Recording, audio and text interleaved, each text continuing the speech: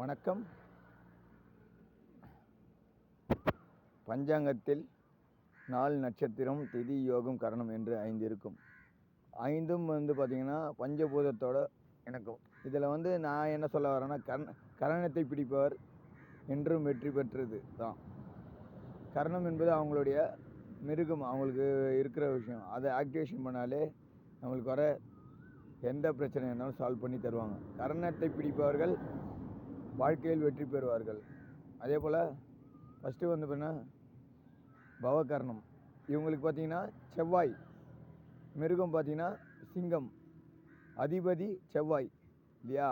அதனால் இவங்க என்ன பண்ணணுன்னா, முருகர் கோயில்களுக்கு ஏதாச்சும் ஒரு விஷயம் கோயிலில் திருப்பணி நடக்குது அப்படின்னா ஏதாச்சும் வாங்கி கொடுத்தாங்க அப்படின்னா இவங்களுடைய கர்ணநாதன் ஆக்டிவேஷன் ஆவார்.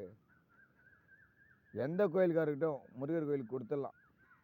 அதே போல் இவங்க சிங்கத்தோட ஃபோட்டோ வச்சுக்கலாம். சிங்கத்தோட ஃபோட்டோ 4 பேர் கொடுக்கலாம். அதை பார்க்க இவங்களுக்கு ஆக்டிவேஷன் ஆகும். இதுதாங்க விஷயம். கரணத்தை பிடிப்பவர்கள் வாழ்க்கையில் வெற்றி பெறுவார்கள். கரணத்தை பிடிச்சிக்கங்க. நன்றி, வணக்கம். நம்ம சேனல் லைக் பண்ணுங்கள், கமெண்ட் பண்ணுங்கள், சப்போர்ட் பண்ணுங்கள்.